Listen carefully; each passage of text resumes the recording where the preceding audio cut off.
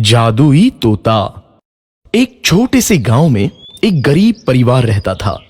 उस परिवार में रामू और उसकी बीवी सीता उसके बेटे चिंटू के साथ रहते थे। उसी गांव में एक तोता भी रहता था। उसका नाम था रघु। वो किस्मत का धनी था। जहां भी जाता वहां किसी भी चीज की कमी नहीं पड़ती थी। एक दिन रघु उड़ते उड़ते उस गरीब परिवार के घर गया। रघु सोचता है, अरे वाह, लगता है यहाँ आज बहुत अच्छा खाना मिलेगा। मैं पेट भर के खाऊंगा। वो एक कटोरी में रखे अमरूद देखता है। अरे वाह, अमरूद, मुझे तो ये बहुत पसंद है। मैं तो इसे पेट भर के खाऊंगा। रघु तोता अमरूद खाने ही लगता है। तभी सीता रघु को अमरूद खाते देखती है तो गुस्सा हो जाती है और उसे वहां से भगा देती है। भाग यहाँ से, न जाने कहां से आ जाते हैं। मैं तो परेशान हो गई हूं इनसे। सीता के भगाने के बाद रघु चुपचाप से एक कोने में रहता है। धीरे धीरे उस परिवार की बरकत होने लगती है। एक दिन रामू और सीता खाना खाते वक्त बातें करते हैं। आजकल हमारी बहुत तरक्की हो रही है, काम भी अच्छा चल रहा है। रामू कहता है। इस पर सीता कहती है, सच कहा, भगवान हमेशा ऐसे ही हम पर मेहरबान रहे। बेटा चिंटू भी कहता है, पिताजी, मुझे खिलौना लेके दो ना, मेरे सभी दोस्तों के पास है। रामू कहता है, ठीक है, जरूर लाऊंगा।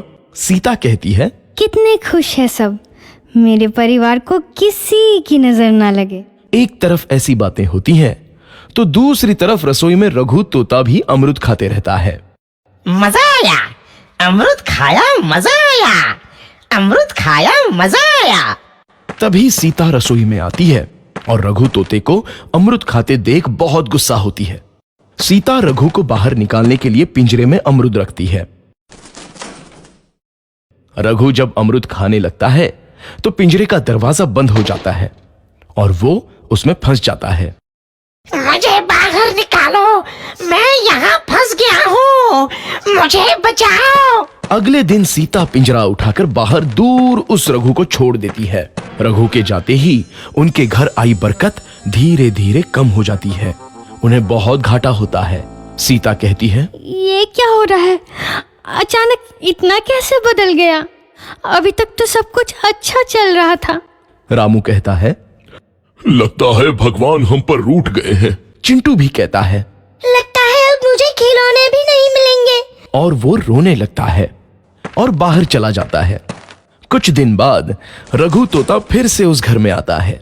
वापस आया, मैं वापस आया, अब मैं जमकर अमरूद खाऊंगा।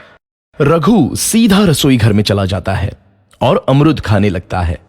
कुछ देर बाद सीता रसोई में आती है और रघु को देख कहती है, एक तो घर में पहले से इतनी दिक्कत चल रही है और ऊपर से ये तोता मुझे और परेशान कर रहा है।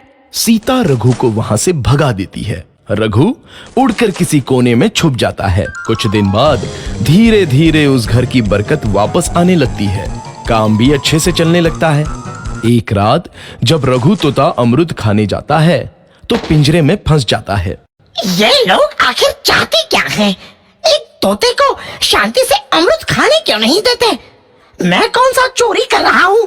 बस अमरूद ही तो खा रहा हूँ। तभी रामू वहां आता है और पिंजरे में रघु तोते को देख